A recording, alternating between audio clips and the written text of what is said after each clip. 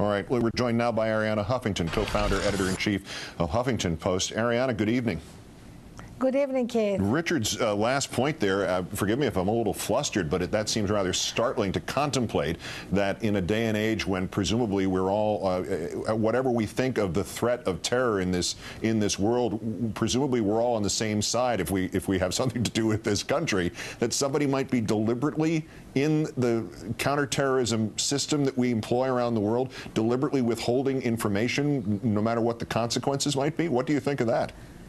I know it was a stunning statement, especially since Richard said that he had talked to people in the White House who are leaning towards that conclusion in terms of a systemic failure, in terms of how our intelligence system is operating. But, you know, this, Keith, takes us to that fundamental point of, are we really putting our attention where we need to put our attention? Or have we been distracted by all this macho talk about this being a war on terror in doing the same mistake that Bush Cheney did, fighting the wrong war at the wrong time, and as we're doing right now in Afghanistan? When you look at the amounts of money we're spending in Afghanistan, when you look at the amount of attention that this administration spent on reaching a decision about Afghanistan, compared to where the threats are coming from and what is happening in Yemen and Somalia, and including our own homegrown terrorists here, you just realize that we are fighting the wrong targets here in the wrong way. But what kind of I can't think of anybody as despised as some of the Republicans, as despicably as some of the Republicans have behaved on this subject, on the exploitation of terror and counterterrorism since. Let's give them the benefit of the doubt, October 1st, 2001. The exploitation of that, even taking that into context, it seems to me incredible that somewhere in our defense system, our front lines there, the information gathering problem, that somebody said, no, let's not tell anybody else about that, and then we'll see what those Democrats actually do with this security situation. Is that plausible to you? Well, I don't want to believe it, but if it is the truth, we need to address it, and we need to address it by focusing on what Richard called the first line of defense, which is our intelligence system.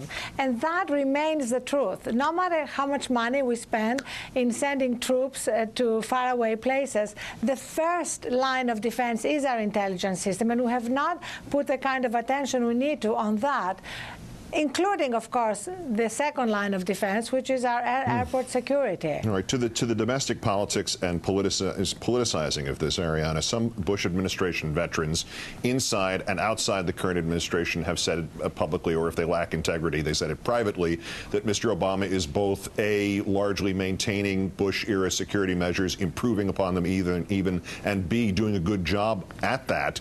If they say that, what is the point of Dick Cheney saying the contrary? Well, you could say, what is the point of Dick Cheney? You know, Dick Cheney is absolutely shameless. He didn't even give an interview, Keith. He just sent a press release to Politico, which was reprinted. And what is amazing here is, given that it was Cheney's decision to release the Saudi Arabian detainees from Guantanamo, two of whom we now know went to Yemen, having just gone through a halfway house in Saudi Arabia for a little while, and there in Yemen they helped train the underwear bomber. We see that here Cheney has a direct responsibility to bear, and that's what the media need to be doing, to actually asking him questions and ask him to share some of the responsibility for what happened, instead of continuing to criticize the Obama administration. Well, we can ask. I'm sure he'll get right back to us. Arianna Huffington, the Huffington Post. As always, great thanks, Arianna. Thank you.